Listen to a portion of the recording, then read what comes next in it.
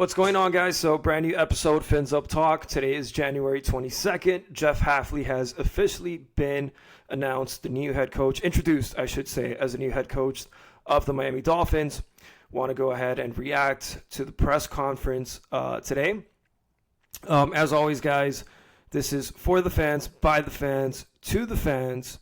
Chad, what do you think, man? How'd that press conference go for you? What's cracking, Juan? Yeah, dude, we talked a lot about this, obviously. We talked about knowing it was gonna be Hafley. We talked yesterday. We actually did the over and under for the amount of times that they use culture.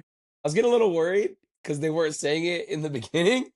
And then I was hitting you with text messages. All right, culture counter, 1, 2, 3, 4. I think it was ended up being on like 5, which is great. But I enjoyed it, man. We knew that Jeff was going to speak well.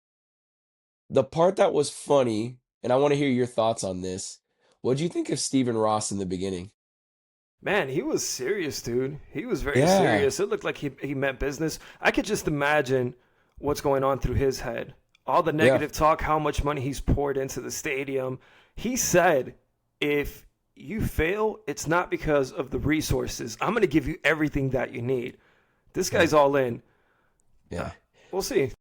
I'm there with you. At first it kind of felt a little uncomfortable at times where I was like, Steve, Steven hears it. These are billionaire owners. Like they hear the circles, they hear everything that goes on.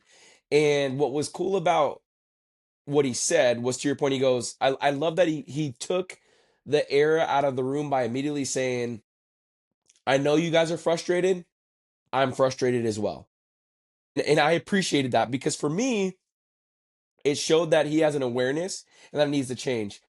And what's super cool when you heard what Sully said, he came out and said, the one thing said, Stephen Ross said, if you fail, it's not going to be because of a lack of resources. And you could feel that kind of lower Sully because Sully seemed a little tight too. He seemed like he needed to loosen up a little bit. And the second he started talking about ball was when he started getting in a better kind of flow. I felt like he just needed that moment where he's like, okay, this is where my comfort zone is. This is where I'm at. But it was cool, man. I told you yesterday, I'm going to be very curious to see their body language together. They're boys. Like they are clearly boys. They, and by boys I mean and who they are, Sully and Jeff Hafley. They are clearly in line. They had a beautiful blend of seriousness, emotion, which I know we're going to talk about, and then they talked life. And I almost put this on X. I was almost going to say, I wonder if players are going to be there for the presser. Now, when I was, let me throw this out here. I was thinking, is it going to be like Jalen Waddle, Jordan Brooks, Devon Achane, which it wasn't. It ended up being Kenneth Grant, Jonas Savaiinaya, Malik Washington. But what I really appreciate about that one is something that I will give Chris Greer credit for, which we don't do it a lot here. He really was intentional this past year in bringing in the right guys, maturity, hard work, because they said it in the presser and we'll say it over and over again. Miami's an easy place to go and do everything but football. So you have to hire and bring in the right people. And then you have to bring in draft, free agent, trade the right people. And I feel like this rookie class and this year 2 class, which will now be year 2 and year 3, I feel like they're the right guys. And these are the right people with that blend of almost like Brian Flores was too much of a dictator. And then you had Mike McDaniel, who was too loose. I feel Right. like Jeff Hafley in a press conference is that beautiful blend of like he's fun, he's gonna be there for you, but he's also gonna hold you accountable. So that's my thoughts initially. Yeah. Yeah, I'm listening to the press conference, and Chad, I know I told you I was going to be optimistic. I reacted. I reacted, right? And I know we touched on it. I sent you a message. I wanted to hear your thoughts. I know a lot of fans have their opinion. I saw Jeff Hafley crying, and my reaction was, I don't think we're going to win a game. I don't know why I thought that. I'm just like, we might not win a game this year. It just went Oh just like no. completely negative, right? But Okay. it's an emotional thing. I mean, today Little League Baseball, I'm helping my nephew out, and we lost 8-3. And I was all into it. Nobody likes to lose, right? And everybody reacts in a different way. Obviously, Jeff Hafley hasn't lost, but going back to Stephen Ross here for a second, he knows what people say about him. He doesn't like to lose. Nobody likes to lose. I don't like to lose in a Little League Baseball scrimmage, right? So I can imagine how much money this guy has poured into it.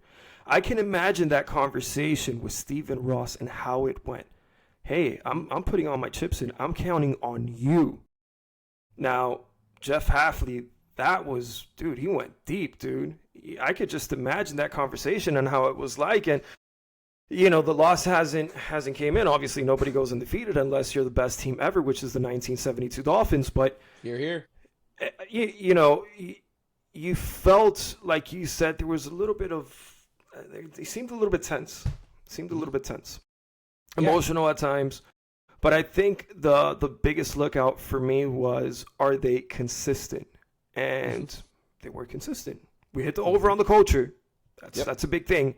You just gave credit to Chris Greer drafting the right guys. Well, we need to continue to do that, but draft the right guys with the right character that are also going to contribute on the field as well. So if we could have a continuation of that, I think it's going to be a successful hire. Yeah. I love that you brought up the emotion because you texted me about this and I wanted to bring it up on this. I would consider us manly guys, right? Like, again, we're both Latin. We both have Latin fathers that were very hard and very strict. What do you do when your daughter comes running up to you, Juanito? Oh my God, dude, my world, man. That's everything to me, dude. It's just I could have Melts. the worst day and that softens me up right away, man. Yeah. I think it's so hard as a man in this world where we're supposed to be machismo and we're supposed to be, this warrior mentality and Superman and this. I mean, we're both believers. The shortest scripture in the Bible is Jesus wept. So if Jesus can cry, why can't we cry? We are to follow what he says, right? So for me, I look at the strength in what people are just saying, Halfley. Don't forget, Sully cried too. Sully was up there and he had a moment. And notice this one. They both came up there serious. I love that Jeff came up and he didn't have something pre-written and he said what you see is what you get. That's our podcast. Yeah, What you see here is what you get. absolutely. Yeah. And with Halfley or with Sully, he had a script, but you could see him kind of go off script. And again, they were both serious. They both brought a little bit of kind of personality. But the second they started talking about their families and then looking into the audience, and then you see them. Think about it. One, like, walk with me back here when we go to this situation where you've made it. You went from, and we heard the story, sleeping under a desk for 2 years to be at the facility at a D3 program, which it's typically academia and fighting and clawing your way to the top. And you have your wife and you have your daughters, and they are there when you were at your lowest. And they loved you as much as they do now then.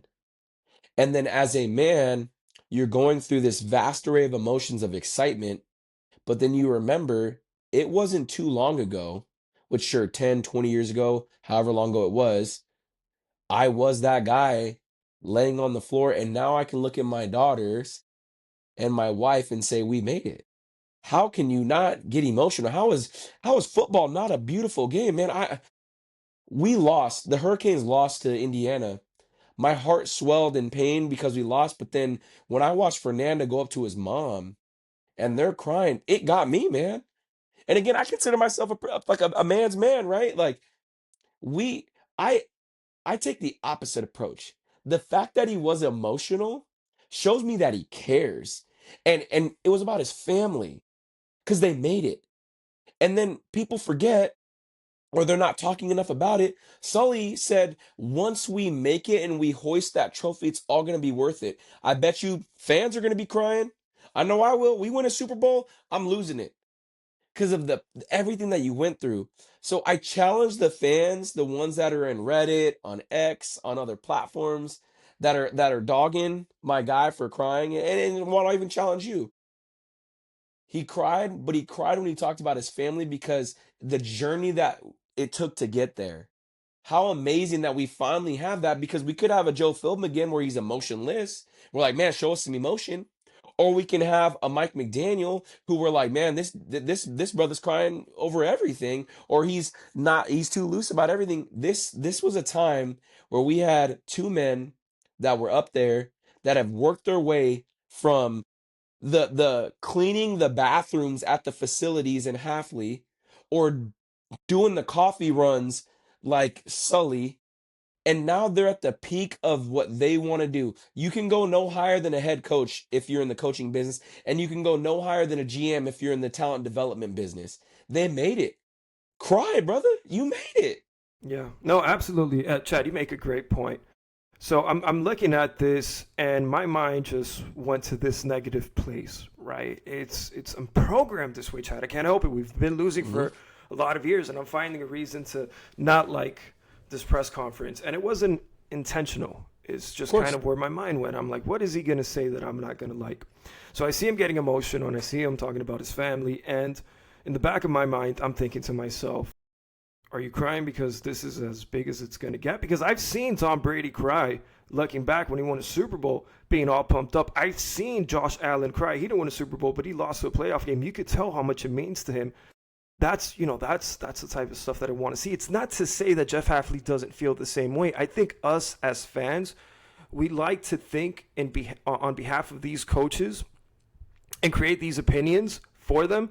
And then you send me this message, right? And there's context provided, and we could kind of remove our opinion from the equation, where he talked about his family. He's saying all the same things you're saying, like, hey, I know where I came from, and my family was there day one. Absolutely, you're going to get emotional. Dude, I'm an emotional guy as well. It happens. It's normal, right? Yeah. Us as Dolphin fans, we forget this guy is a family man. We forget this guy is a dad. We forget this guy is a son, a good friend, right? And you have to be thankful for the people that got you there. I think that's a great sign. He said it before. I would be lying to you if I didn't tell you that I had some good breaks, that I had some people in my corner. I think that's Oof. amazing. You have to give those shout outs. There's a lot of people that, they have a big ego, and you have to have a big ego, but it's all about me, me, me. And Jeff Yeah. Hafley is not that guy. So I agree with you. It's that happy medium, right? So Brian Flores, the dictator, Mike McDaniel's just whatever you want to call him, whatever Mike Goofy. McDaniel is, goofy. Goofy. And Yeah. Jeff Hafley is, to me, that middleman. The Yeah. press conference, I don't want to take too much away from it. Yeah.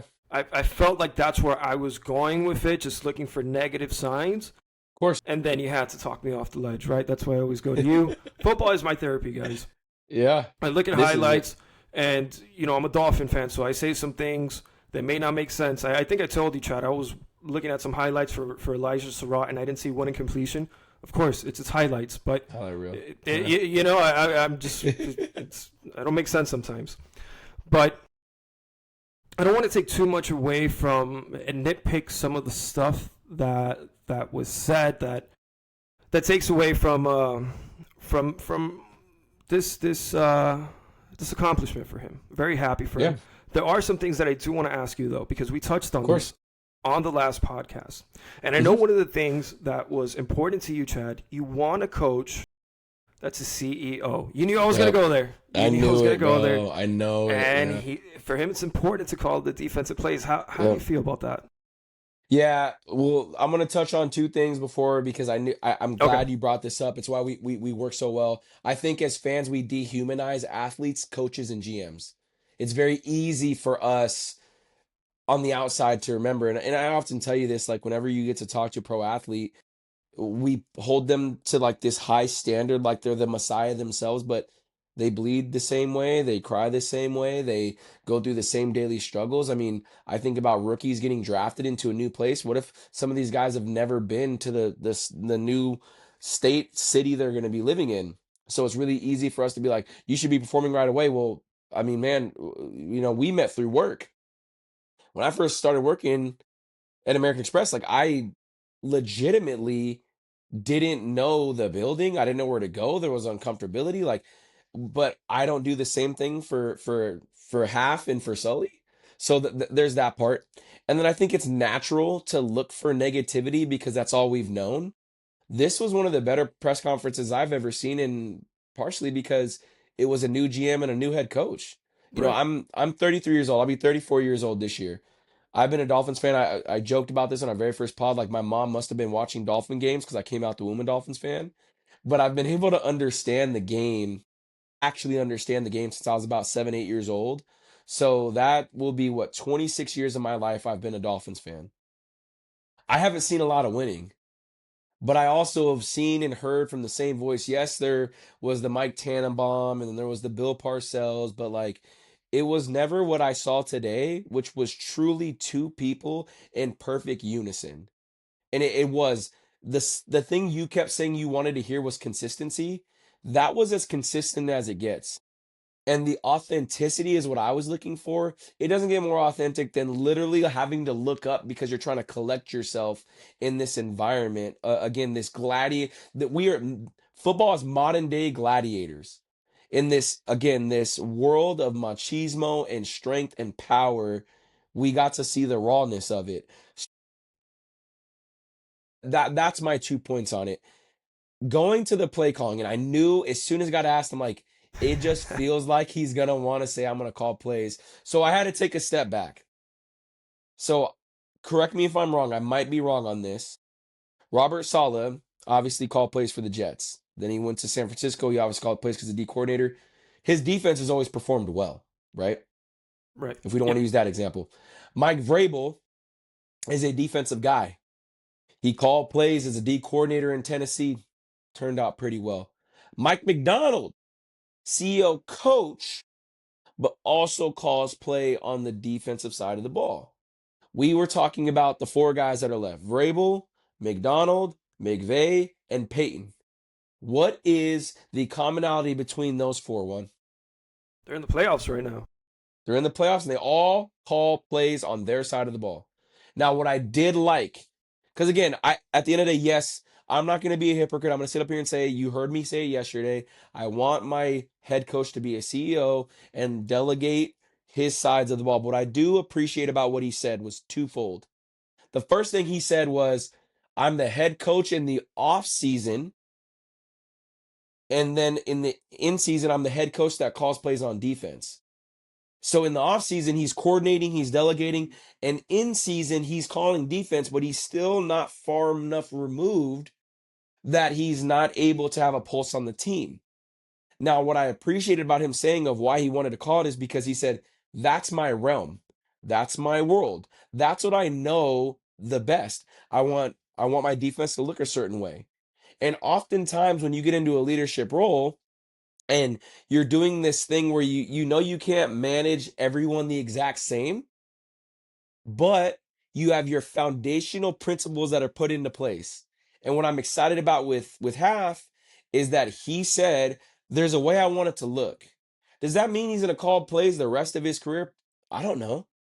If he does well at it, go ahead, man, pop off. But if he lays the foundation now, sets the precedent, he strikes me as the kind of guy that if it's not working, he's not afraid to remove himself and say, I will delegate this and I will dictate the whole thing. So, did I prefer him to be a CEO? Absolutely. Am I okay with his approach? 100%. Nice. We'll see. We'll see what comes out of that. I I really don't have much to say to it. Really, I'm more of the opinion of like, dude, if you're the head coach and you want to call plays, as long as you win, I don't care if we win every game 14-10, 10-7. I don't care. I want to see wins. I don't care if it's the surf and turf 2.0 or if we're Mm-hmm. the killer bees and we're just finding ways to win games. Just win games. That's where I'm at this point. I did want to also bring up, and allow me just to touch on this first, so you could just know where I'm Absolutely. at with this. Yep. Jared, what was his name? Jared Johnson, the quarterback coach. Gerard Johnson. Gerard Johnson. Okay, Yeah. the quarterback coach from the Texans. I don't even know his name. All I know is he's the quarterback's coach from the Texans. Mm-hmm. And I told you the other day, Chad, the Texans have an elite defense. You put almost any other quarterback in that offense, and I think they're in the Super Bowl right now. Well, not right now, but after this week. Yep. They have the Rex Grossman of our time, of this new day of Era. football. Yeah, of this new era. So the thing that gets me though is that C.J. Stroud wasn't a Rex Grossman type quarterback before. He looked pretty good in his first Mhm. season. Mhm. Trajectory it's just been going down, right? So you have to Mhm. point the finger somewhere. Maybe it's Yep. him. Who knows, right? Because Tua did the same thing. The trajectory was up, and then you have an offensive guru with Mike McDaniel, and just the wheels fall off. It happens. It is what it is. But as a Dolphin fan, why would you take that risk? And I'm not saying that. I mean, it's just an interview, but why would you interview somebody that really hasn't had success being an offensive coordinator and being the quarterback coach for C.J. Stroud? I love your point. I think the way I look at it is so after CJ's first year, he was actually on a downward trajectory. If we want to get into the weeds of it, Bobby Slowick, our current offensive assistant coordinator, he came from Houston. They let him go because of CJ's downfall, right? So, yes, there's a balance of coaches, and why would you want to bring the quarterback coach that literally was associated with that downfall? You remember John Gruden? Yeah, of course. John Gruden, you remember Steve Mariucci? Absolutely. So John Gruden was the quarterback coach for the Packers. They let him go. Steve Mariucci was the quarterback coach for the 49ers. They let him go. I'm not saying Gerard Johnson's going to be any of those. What I like to say is a lot of times it's a product of situation. We don't know what Gerard and am I advocating for Gerard Johnson? No, I didn't even mention his name. But I do like that he was a quarterback. I do like that he had a long career. And I do like that he's been, I think it's on like 14 teams. And I like that he's not far removed. He was just on a roster, I think, last year. I appreciate that they are willing to do a wide net. I told you this before. Don't be surprised when we start pulling on some of the Packers coaches, but also cast a wide net. You might not find a Steve Mariucci. You might not find a John Gruden. But what if you can find the next Kevin O'Connell? Well, what if you can find the Jaguars guy, the dude I don't even know how to say his name, but he's interviewing for the Browns right now. He's a finalist. Liam Cohen calls the plays. This is just the quarterback's coach slash offensive coordinator. And he's getting it because we don't know the process that's in place. You brought up something very smart. You've been on the Texans wagon for a long time about their defense. But the way I look at it is Gerard Johnson's been exposed to a coach like D'Amico Ryans. He's been exposed to a team that's been successful. He can bring that over. Let's also talk about CJ Stroud's regression. They stripped their entire offensive line to the studs. Nico Collins has been hurt throughout the year. They implemented two brand new receivers, two rookies in Jaden Higgins and Jalen Noel. They had injuries. Joe Mixon didn't play the entire season. Woody Marks was another rookie. And CJ dealt with injuries himself. So the way I look at it is, and Sully said it today, you need to have an infrastructure in place for your quarterbacks to be successful. You talk a lot about Davis Mills. He wasn't lighting anything up on fire. He was winning games, but he wasn't putting up 350 yards and 4 touchdowns. That defense was the strongest point of that team. So for me, yes, Gerard Johnson may not be that one guy. Why would we trust taking someone from a team where CJ Stroud was a part of them and he didn't get the most out of him? But we don't know the plays called. We don't know the personnel situation. We don't know the scheme. We don't know all of those things. But what we do know is Gerard Johnson had a very long career in the NFL as a quarterback. He played for multiple teams and has been around multiple, like capital M, multiple systems and playbooks. So his adaptation is going to be great. And the the new wave of the league is they're bringing in all these former quarterbacks and they're trying to make them coaches.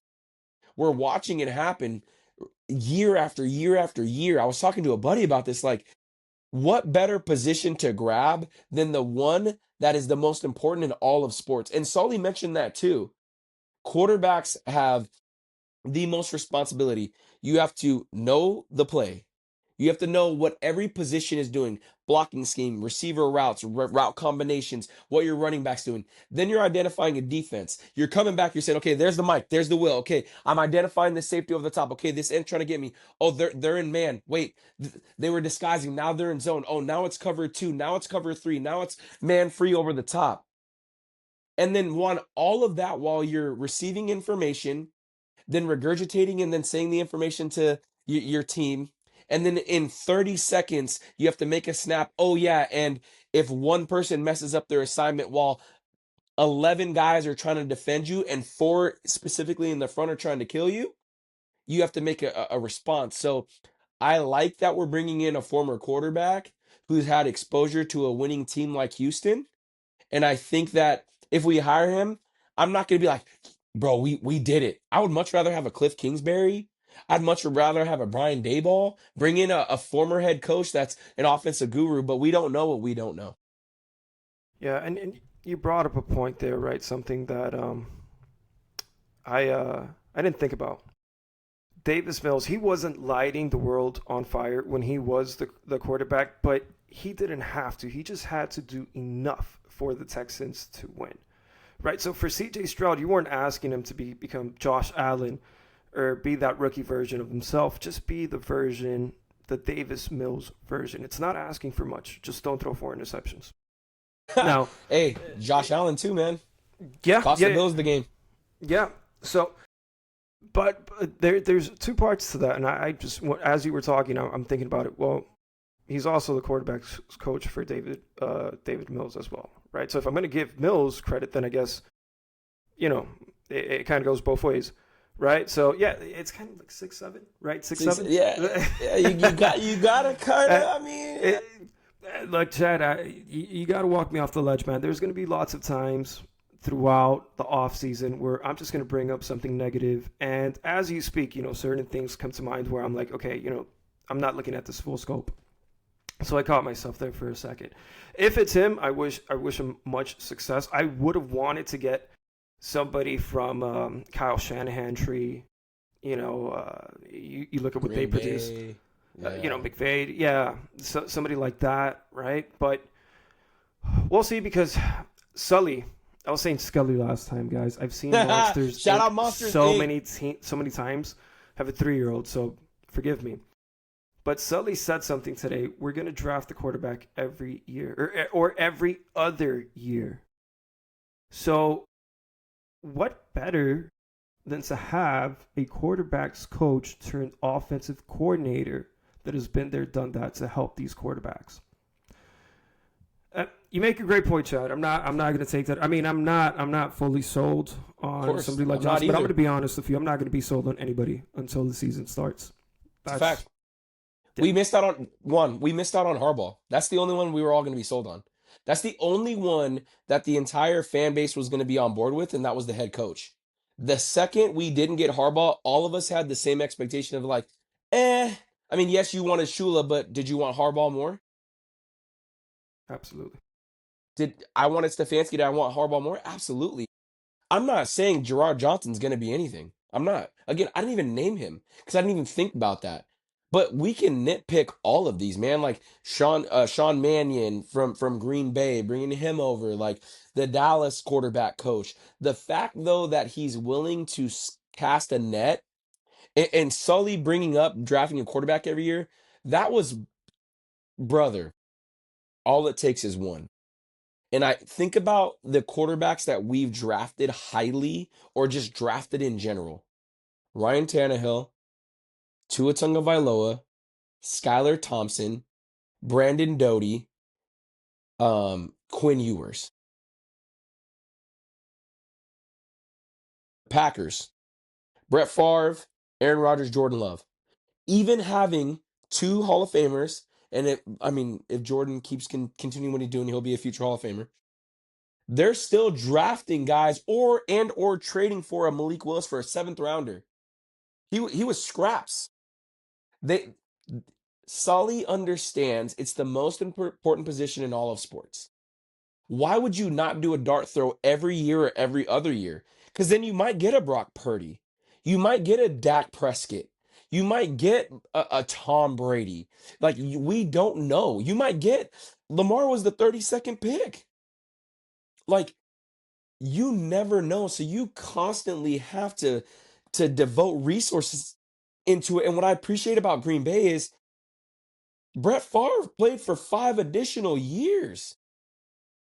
You had a Hall of Famer in the prime-ish to back end of his career, and you drafted Aaron Rodgers in the first round. You had Aaron Rodgers that had 2 back-to-back MVP seasons after you drafted Jordan Love. What's the one complaint that the beat writers for Miami have had about quarterbacks? The Dolphins are afraid of competition. They're afraid to bring in competition. They don't want to stroke the ego. I'll tell you what. I'll tell you what. Brett Favre had an ego. Aaron Rodgers had an ego. Did the Packers care? Absolutely not. And guess what they got from it? Brett Favre got him a ring. Aaron Rodgers got him a ring. And I think Jordan Love eventually is going to get him a ring. Without a If doubt. we have to start understanding the large scope of this is, think about it this year. Because they asked about two, and I want to ask you about that. Or they answered about it. But I don't want to lose my train of thought. Right now, Tua's technically under contract. Zach Wilson's out of here because he had a 1-year deal. And then you have Quinn Ewers. And then we signed from the Raiders on the practice squad. I can't think of his name on top of my head. It was their 5th-round pick this past year. Go take a flyer on a Drew Aller. Take a flyer on a Garrett Nussmeier. Take a flyer on Taylor Green. Take a flyer on Sawyer Robinson. Or Robertson. Like those are ones that you just keep throwing. Because one, guess what? If it doesn't work, okay, well then we do the same thing next year, but we drafted him in the first. I am all about investing in the most important position in all sports. I'm with you 100%. And I'm just going to throw this name out there again, Trinidad Chambliss. I know you don't like him, but I don't know, man. It's just I got a feeling he might go back to Ole Miss. I think there was rumblings that it's looking like he's going to come back. Here's the name, real quick one. Here's the name that I can't have, and it hurts me. We better not draft Carson Beck. Really? You don't think so? I mean, he only threw 7 interceptions this season, 3 of them to end the game in a national championship. Yeah, and you know what? Thank you, Carson, for getting us as far as you did. If we had Cam, we're national champions right now. That's the truth. Hands down.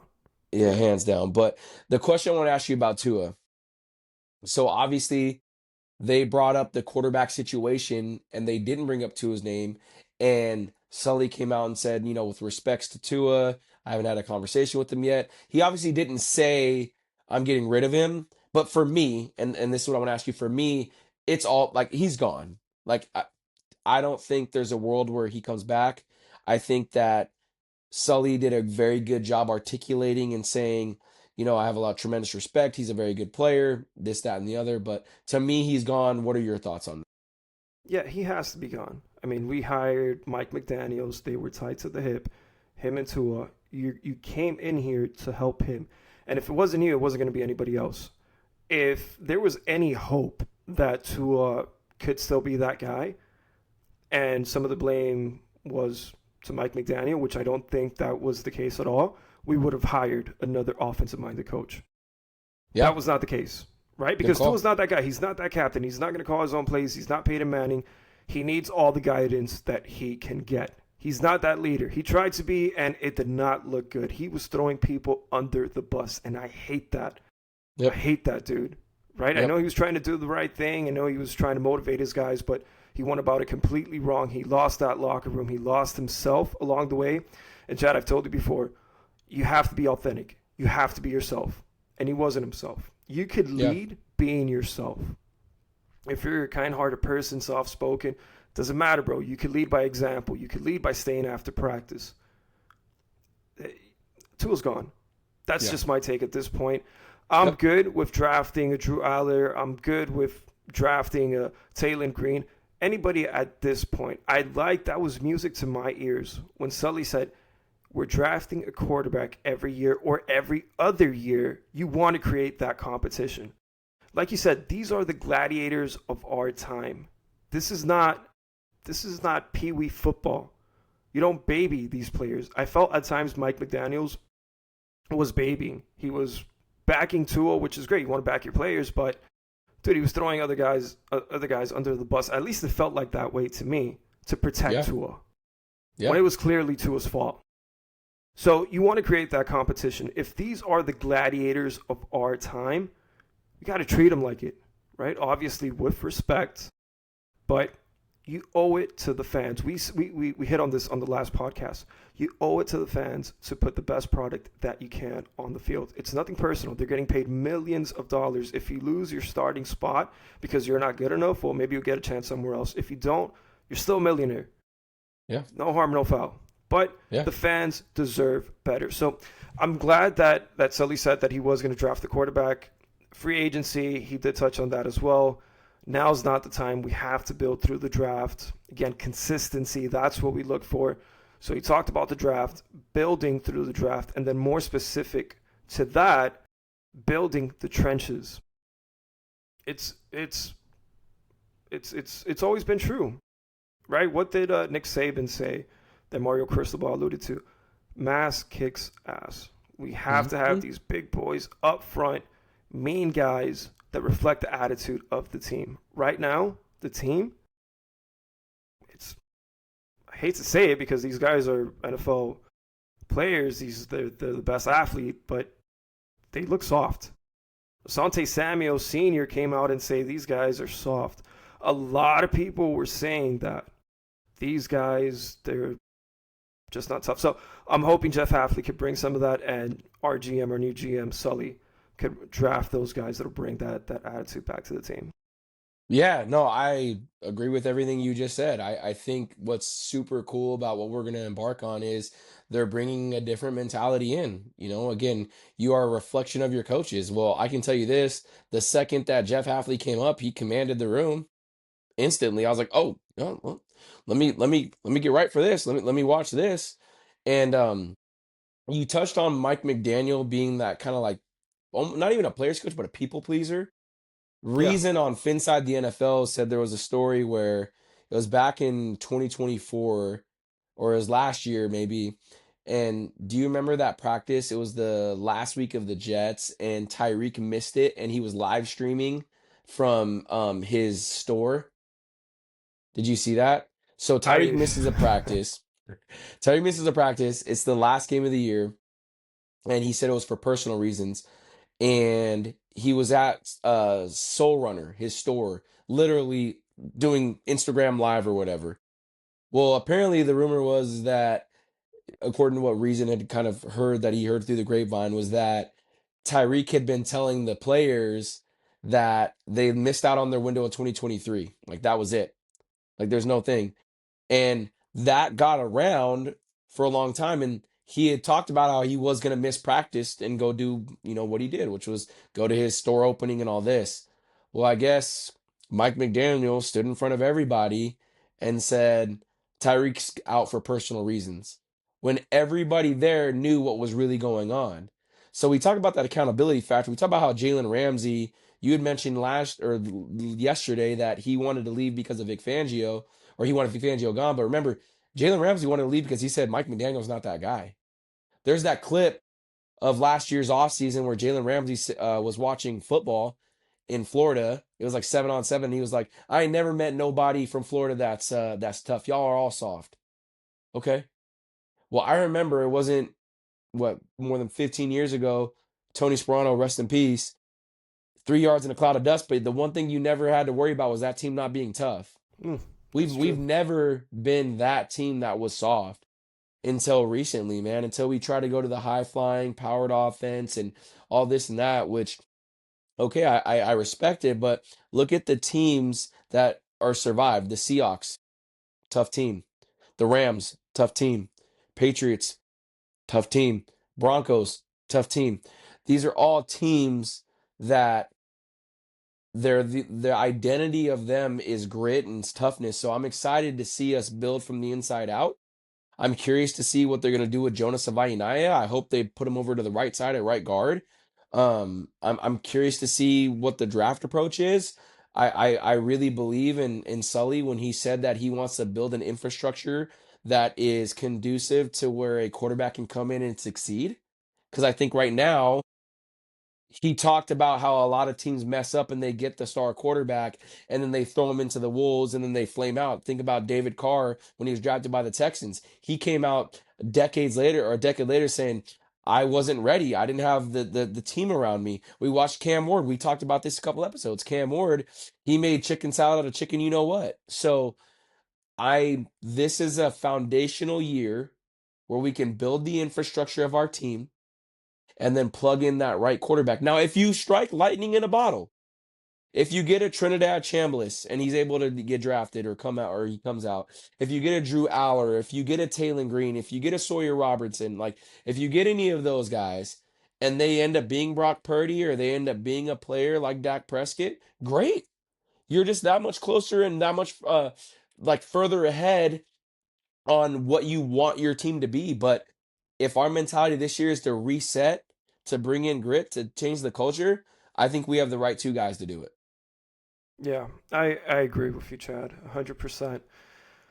I'm really just looking forward to the draft at this point. Yeah. I know we're going to get a quarterback. It's not going to be the sexy name, but you know what? There was plenty of times with a lot of NFL teams that it wasn't the sexy name, and it ended up being the best decision that they made. So we'll see where it goes. I remember Brady Quinn missing out on him, and I was all upset. I remember I was so saying, man, upset. what about Shador Sanders? This guy's going to be Yeah. good. And, we all know how that turned out. Plenty of cases, right, where we've been wrong. But there's that Tom Brady that nobody knows about and the Patriots go and nab him. There's the Brock Purdy, Mr. Relevant, the starting quarterback for the San Francisco 49ers. Jackson Dart, I know you were high on him, but Dog. a lot of people overlooked him. They Hmm. were clowning on the Giants when they drafted him. Hmm. Well, there goes the Giants again, right? The Hard Knocks episode where he was getting advice from his kid. Should have gotten some advice from his kid. Well, you got it right this time, you Yep. know. And he Yep. actually got it right last time too. Malik Neighbors was a great player. Dog. Yep. Yeah. So uh, I agree with you. I'm looking to ahead, right? And I'm gonna try not to be so pessimistic. And I encourage Dolphin fans to be the same, right? And I guess it's normal when it does happen, but just put it in perspective, right? Put it into put some context into it. Or Yeah. look a little bit deeper into these things. Stephen Ross is committed to giving this guy, the Sully, everything that he needs. He was successful. He comes from a successful organization. I know it's been a long time, but there's no reason why it shouldn't work out for us. Yeah. And right now, I it's just agree. a wait to see approach. I agree. I mean, as we're finishing this up, I like that you did the known. I think I said this yesterday. It's easy to be a pessimistic, downfall, the world's burning type of fan. Do you really want to spend your entire offseason for the next 8 months doing that? Like, again, I'm not telling you to have blind hope. I'm not saying like, oh, we won. We got this. Like, I get it, you guys. We didn't get Justin Herbert. We took two over him. I get it. We missed out on Harbaugh. Like, I get it. I get it. We traded down, and instead of getting Jamar Chase, we took Jalen Waddle. I get it. We took Noah Imbegnogany instead of taking Jonathan Taylor. I get it. We didn't trade up. I know. I'm telling. It's, We it's, didn't it's hurting trade me right up. now, man. I'm telling you, Everything you're we need to saying. hear it. Therapy, right? We Yeah. didn't trade up to get Tristan Wirfs, and we ended up settling on Austin Jackson. I get it. However, you have the choice to choose for the team that you want to continue to root for. I often joke around. If you cut me open, I bleed aqua and orange. I've been in this for too long to go away. So I'm gonna be the glass half full guy, and I'm not giving Stephen Ross a pass. I'm not saying that John Eric Sullivan is the next coming of Ozzie Newsome with Baltimore. I'm not saying that uh Jeff Hafley's gonna be Mike McDonald, but they could be. They Yeah, they could. could be. And I would rather look at it in a lens of like, I'm going to judge you based off of what you show me. Because in the past, I'll be the guy to say, I was glad we drafted Kenneth Grant. I was excited about it. I had him as a top 20 player.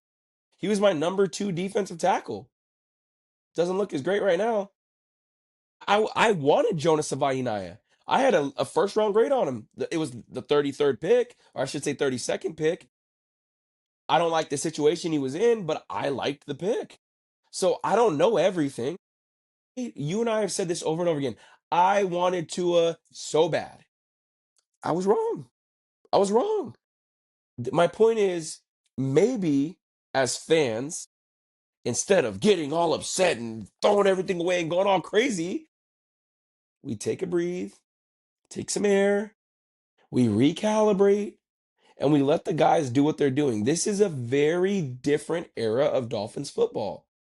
We are sincerely trying to reboot, reset, recalibrate, and get different results. All the R's, right? Reboot, rebuild, recalibrate, and then get results happen not overnight. The old saying, Rome wasn't built in a day. Give it a chance. Have an open-minded approach. And then let's see, let's let the chips fall where they may. We don't know what could happen. Again, we keep bringing him up, and we should probably not keep bringing up Tom Brady because he's the greatest ever. But the Patriots didn't even know what they had. Brock Purdy, they didn't know what they had. Dak Prescott was the fourth quarterback that Jerry Jones wanted that year. He wanted Paxton Lynch. We don't know. But if we can build a team, think about it. Sam Darnold was a castaway. He's in the NFC Championship. Drake May was the third quarterback taken after Caleb Williams and Jaden Daniels. Yes, Matt Stafford was the number one overall pick, but Detroit was trying to get rid of him. Like, those are the things that I think about. And now you have Jarrett Stidham. And remember, before Jarrett Stidham, it was Bo Nix. He was the sixth quarterback taken. So clearly, we need to build a good team. And if we're going to mimic a team, I'm thinking you want to mimic the Packers, the Rams, the Seahawks, the 49ers. Like, those are the teams you want to mimic. We tried it with the 49ers and it didn't work. Maybe the Packers' way of draft and develop could work for us. So again, fans, take it easy. Take it easy. Breathe a little bit. All is well. We're good. They checkmarked the press conference. They were authentic. They said the right things. But what I appreciate the most that Sully said was, it's not what I say, because I can say all this to you. I'm going to show you what I'm going to do. So let's do the same. With you, Chad. If the Dolphins, and I don't think this is going to go away, right? I don't think it's going to go away. It's, in my mind, it's going to keep popping up, and I'm going to keep leaning on you, right? And looking back at these podcasts to calm myself down. It's just the way that I'm built. I'm a totally different person when the game is on. I don't think this is going to completely go away until we win a playoff game, because we could build it. We could build it, right? And how many times have we been there before? Adam Gase took us to the playoffs. Nick Saban took us to the playoffs. Mike McDaniels took us to the playoffs. Joe Philbin took us to the playoffs. Tony Sperano took us to the playoffs. Yep. Dave Wanstead. So we've been here with every single coach except Cam Cameron and the Ted Ginn Jr. family. But we haven't won a playoff game. And it's been over 20-something years. This will be 26. 26 years, right? So we want to see those right steps, because 2023, for me, I don't like what Tyreek Hill said, but it's the truth. 2023 was that year to make a deep run. But you can't depend on just one-year runs. You want to build something sustainable. So I don't care if we lose this season. I want to see how it looks. Did we draft the right guys? Add some more guys that you could say, okay, we're going to build around these guys. That's what I want to see, right? Did we hit on our draft picks? Did we see these guys? Maybe they don't flourish right away, but they make those strides towards the end of the season, kind of like what Kenneth Grant did. And if that's the case, perfect. Because you know what? If we make it to the playoffs this year, I'm still not going to be happy if we go out in the first round. I'm not going to be happy if we didn't hit on our draft picks and we just somehow found a way to make it, because the Jets still suck. The Patriots won't have that easy schedule that they had this year. I'm not saying it's a fluke, but you never know what will happen next year, right? And then the Bills are getting a new head coach, so who knows what's going to happen. I mean, they still have Josh Allen, but you can win with just one guy, and that's proven. So if they make it to the playoffs, to make it to the playoffs, that means absolutely nothing to me unless they find a way to win, right? To me, what's most important is the players that you draft. Is it going to be something sustainable? Did you draft the right guys, right? And can we continue to build off of that? Because that's the identity that we're trying to build. That's the reason that we're getting the guys that we're getting with Hafley and with Sully. Solid. So Agreed. I'm excited. All these emotions, pessimistic, optimistic at times, happy, sad. It's just a roller coaster of emotions for me. You wouldn't have it any other way. It's just part of being a Dolphin fan. That's why we always say it's for the fans, by the fans, to the fans, because I feel like we share a lot of the same emotions that the fan base does share. This is authentic. This is all improv. So Yeah. right from the heart, guys. Couldn't have said it better myself. My only difference is if we make the playoffs, I'm gonna be happy because that would be insane if he was able to make the playoffs with the cuts we're about to make. To your point though, and I think I echoed this yesterday, we've had every year. I told you I wish Mike McDaniels was flipped. Mike McDaniel, I wish he didn't go 10 wins, 10 wins, 8 wins, 6 wins. I wish he went 6, 8, 10, 10, and then like because then you see the upward trajectory. We can't judge a draft class until the third year, but you can see when rookies have it. We knew Devon Achane was that guy. We knew Robert Hunt was that guy. We knew Andrew Van Ginkel was that guy. I mean, we didn't know Christian Wilkins was. It took him 3 years. But what I do want to see is that I want to see an identity. I want to see a plan, and I want to see that they can coach. Again, we looked at the Jaguars this year and you saw progress, right? Like you saw major progress. We look at the Titans this year and they're drafting top four, but we're like, man, that looked kind of good. We looked at if you would have told me the Patriots were gonna be second in the AFC, the total AFC, I would have laughed at you because they literally had 5 wins last year and 5 wins the year before. So what I'm looking for is I'm looking for progress in the way of who we draft, how we accumulate players, how they're going to get out of this salary cap mess that we're in, and then how are they going to be coaching and are they implementing the things that they're saying? Because again, it's not what you say, it's what you do. So I'm going to hold John Eric Sullivan to that. Show me, don't tell me. Yeah, absolutely. I just want to say one thing. The Patriots had 4 wins the last 2 seasons. I don't want to give them more wins, Chad. I don't. I don't like the Patriots. So, guys, Yeah, four, fan my base bad. out there, don't give them that fifth win, okay? I'm just Four, joking. hey, all right, was it 4 wins? It was. Oh man, yeah. So look, dude, the 4 years, and of course the 2 years that they decide to suck, they get Will Campbell and Drake May. Like they don't deserve it, bro. They people want to say they had 4 bad years. No, they didn't. Mac Jones went to the playoffs one of the years, and then they had a winning record. And then the last 2 years they sucked. And in that they got the quarterback, and then they got a franchise left tackle. And then you get Mike Vrabel. So I don't want to hear it. Patriots fans, you guys had the miracle dream run with Tom Brady. I thought you were gonna have to suffer, and you're already better than the Bills. That's so frustrating. But it is a new season, Juan. Tis the new season. We are resetting. So let's ride with that. Let's roll with that and see again. Let's let the chips fall where they may, brother. Amen to that. Guys, appreciate you listening in. We're going to have a podcast for you next week again, unless we get some breaking news. We'll see Yeah. if we can find some time if something does happen. But, Chad, great stuff. Anything we missed that you wanted to cover? No, man. I mean, again, I'm excited. I get hopium anytime I watch the presser. I knew I would. I said I wanted an hour, and it was just under an hour. I've rewatched it twice. I'll probably watch it one more time to see if there's anything I missed. But no, man, I'm excited. I love that you said it. Like, we're just two guys that, again, our motto is for the fans, by the fans, and to the fans. This is for the community. This is by the community, and this is to the community. So we are out here expressing the same comments, questions, concerns that you guys have because this is our therapy. Again, Juan keeps saying I'm walking him off of a ledge. He's wired to walk me off a ledge as he's talking about things that are going on. And again, the one commonality about Dolphin fans is we always find a way at some point, majority of us, there's some hopium that comes in.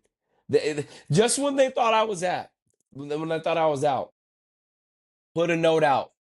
Put a note out, Juan, because we're back.